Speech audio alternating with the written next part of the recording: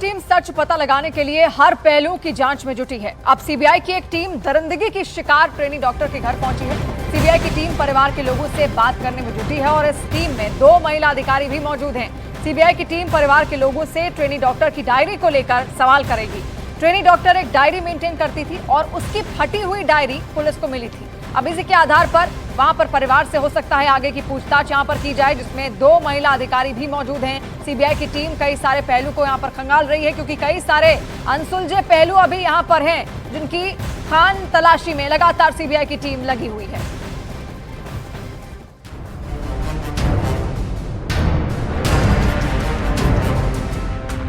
कोलकाता के trainee doctor के साथ हैवानियत को लेकर कई सारी थ्योरी इस वक्त चल रही है। कई तो बेसिर पैर के दिख रहे हैं, लेकिन कई के सवाल ऐसे हैं जिनका जवाब गहन जांच के बाद ही मिल सकता है।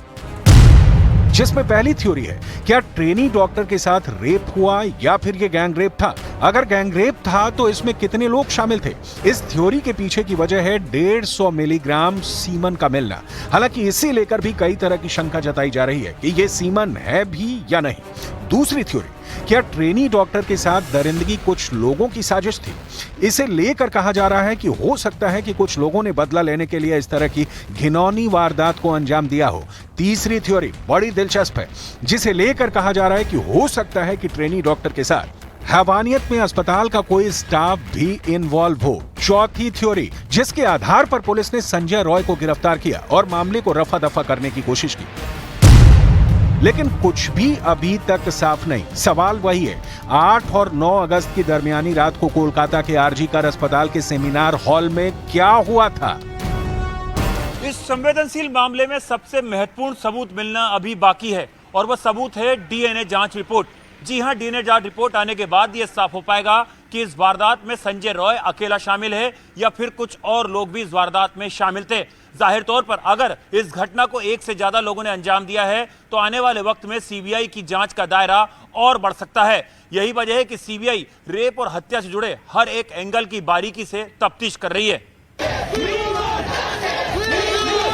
तारीख पर तारीख गुजरती जा रही है और लोगों की बेचैनी बढ़ती जा रही है कि डॉक्टर बिटिया को इंसाफ आखिर कब मिलेगा। इस बीच केस में अब तक सीबीआई के हाथ क्या कुछ लगा है, आपको वो भी जानना चाहिए। सीबीआई सूत्रों के मुताबिक अब तक टीम को अस्पताल का सीसीटीवी फुटेज, पीड़िता की घटना वाली रात की कॉल डिटेल, आरोपी संजय की कॉल डिटेल, अस्पताल का ड्यूटी रोस्टर और सूत्रों के हवाले से खबर है कि सीबीआई के हाथ डॉक्टर की डायरी लगी है, जो महिला डॉक्टर के शव के पास मिली है। ये डायरी सीबीआई को कोलकाता पुलिस ने सौंपी है, जिसके कई पन्ने फटे हुए हैं। पुलिस ने डायरी के फटे पन्ने भी सीबीआई को सौंप दिए हैं।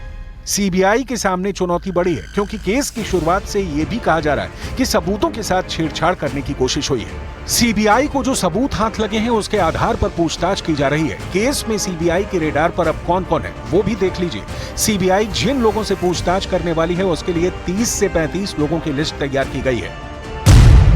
इस लिस्ट में पीड़िता के दोस्तों के नाम है, साथ काम करने वाले इंटर्न, डॉक्टर के नाम है, अस्पताल के गार्ड और सुरक्षा कर्मियों के नाम भी शामिल है। कोलकाता ट्रेनी डॉक्टर केस ने पूरे हिंदुस्तान को हिलाकर रख दिया है। रूह कपा देने वाले इस वारदात की कड़ियां इतनी उलझी हुई हैं कि आसानी से इनका सुलझना बहुत मुश्किल है। लेकिन सीबीआई जिस तरह से एक्शन में दिख रही है, उससे उम्मीद है कि देर सवेर इस केस का असली गुनहगार जरूर सामने आएगा और देश का कानून उसके साथ वही करेगा जो इस तरह के जघन्य केस में करता रहा है। क्योंकि तभी मिल पाएगा डॉक्टर बिटिया को इंसाफ, तभी मिल पाएगी ट्रेनी डॉक्टर के माता पिता के कलेजे को ठंडक, तभी मिल पाएगा देश को पूरा न्याय और तभी मिल पाएगा ऐसे गुनाह अंजाम देने वालों को सब। उधर बीजेपी के नेता और केंद्रीय मंत्री गिरिराज सिंह ने तो ममता बनर्जी पर मुकदमा चलाने तक की मांग कर दी है। उन्होंने आरोप लगाया कि ममता सरकार सीबीआई को सपोर्ट नहीं कर रही और सबूतों को मिटाया जा रहा है। पश्चिम बंगाल में छात्रा के साथ जो अपराध हुआ है उसके बाद सारे डॉक्टर देश भर में ज्यादातर हैं वो सड़कों पर उतरे हुए हैं और ममता सरकार पर हमलावर है। केंद्रीय मंत्री गिरिराज सिंह जी हमारे साथ, क्या आप मांग करते हैं पूरे देश में इसका असर देखा जा रहा है? गिरिराज जी, देखिए, बंगाल में समझ में नहीं आता है कि ममता दीदियों कहने में शर्म महसूस होता है। ममता जी सड़क पर उतरी है, वो क्यों उतरी है? मुख्यमंत्री वो, स्वास्थ्य मंत्री वो, शासन उनका, गुंडे उनके, अपराधी उनके, बलात्कारी उनके, इसलिए उतरी हैं कि इनके चेहरे कालिक से पुत गए और उस चेहरे के दाग को मिटाने की कोशिश बंगाल में उबाल है इनके खिलाफ। आज उनके पार्टी के नेता शुभेंदु शेखर जी आखिर क्यों किए? हर घर की बेटी ममता के खिलाफ अपने अपने गार्जियन को कह रही है कि सड़क पे उतरो। शुभेंदु शेखर उसी के कारण विरोध की है। मैं तो कहता हूं कि ममता दीदी ने अगर गिरफ्तार करना चाहती, योगी जी 5 घंटे में गिरफ्तार कर लेते हैं और ये नहीं गिरफ्तार कर पाती। 10-10 गैंग रेप हुआ है, उसके सबूत मिटाने की कोशिश इन्होंने की, इन्होंने बचाने की कोशिश की। इसीलिए अब इन पर ही मर्डर का केस इन पर अभिषेक बनर्जी पर होना चाहिए, क्योंकि सबको संरक्षण यही दोनों फुआ भतीजा देते हैं। राज्यपाल हैं पश्चिम बंगाल के, उनके भी दिल्ली आने की संभावना है और उन्होंने भी राज्य की कानून व्यवस्था को लेकर सवाल उठाया है।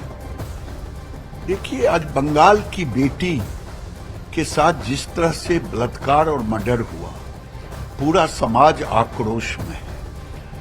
गवर्नर उनके खिलाफ रिपोर्ट टीवी में मैं देख रहा हूं, तो स्वाभाविक है कि ये आक्रोश तो होगा ही।